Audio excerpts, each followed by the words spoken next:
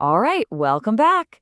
Today, we're diving headfirst into one of the biggest mysteries out there, a real head scratcher at the very heart of reality.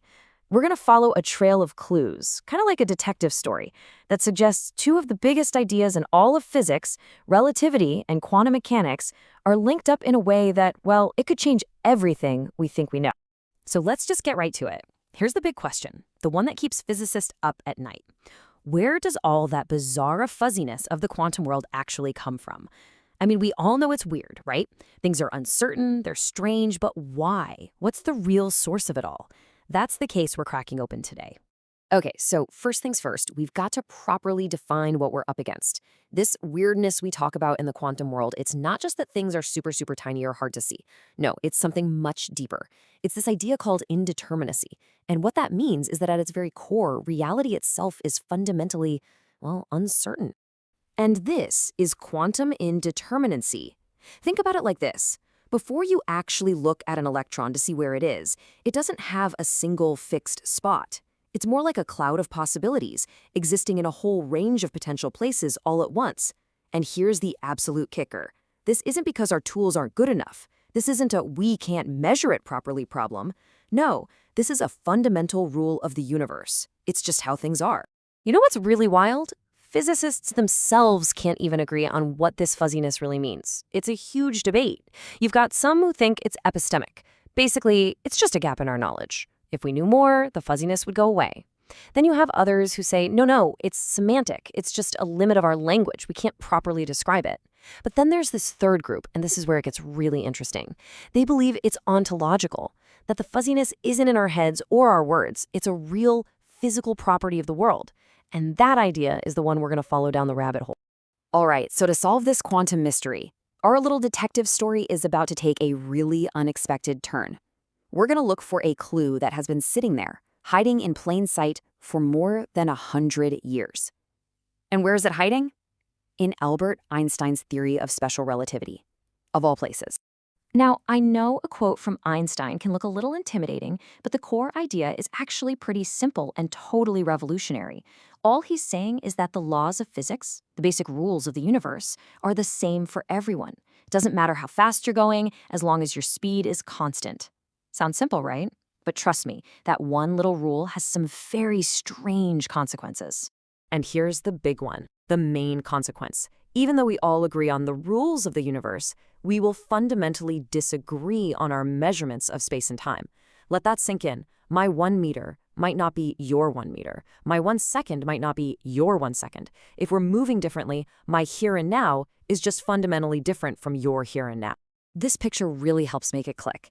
Just imagine all those O's are spaceships that all started at that center point C, and now they're all flying away from each other in different directions. The thing is, every single one of those ships has its own perfectly valid but completely unique measurement of space-time. They're all right, and yet they all disagree with each other. Isn't that wild? And this right here is our big clue.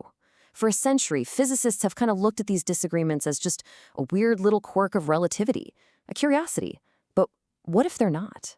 What if there's something much, much more? What if this conflict, this disagreement that's literally baked into the fabric of space-time is the key to our entire quantum mystery? Okay, this brings us right to the core of this whole idea. You see, the usual way of thinking is to try and get rid of these disagreements, to find the one true measurement, the God's eye view. But what if that's been the wrong approach all along? What if instead of running from the conflict, we embrace it? What if the conflict is the answer? So for the longest time, when physicists ran into this problem, they basically had two options. Option one, just reject it. Say, these conflicting values aren't really real. They're not fundamental. Option two, just pick one. Pick a preferred observer. Use their numbers for the math and just ignore everybody else. You can see how both of these are just ways to try and force a single, simple answer onto a complex problem. But there is a third option, a much more radical one. What if we don't reject anything? What if we don't pick a favorite? What if we treat the entire distribution of all those conflicting observations as one single coexisting reality? The idea that every single one of those different perspectives is equally real all at the exact same time. Now that is a wild thought. Okay, deep breath. Let's take that absolutely wild idea and see if we can connect the dots back to our original mystery. How on earth does a disagreement about space-time lead to the fuzziness of the quantum world? All right, an idea this big needs a name, and it's a bit of a mouthful. Inertial ensemble indeterminacy. But let's just break it down, it's not that scary. Inertial, that's just talking about our observers from relativity, the ones moving around. Ensemble, that just means we're treating them all as one big group, a collection. And indetermination, well, that's the fuzziness, the uncertainty that pops out when you do that. So it's basically the fuzziness you get when you treat all those disagreeing viewpoints as one single thing. Okay, but wait a minute. You might be thinking, if this is a real thing, where is it? Why isn't my coffee cup fuzzy all the time? And that is the perfect question. This is the final crucial piece of our puzzle.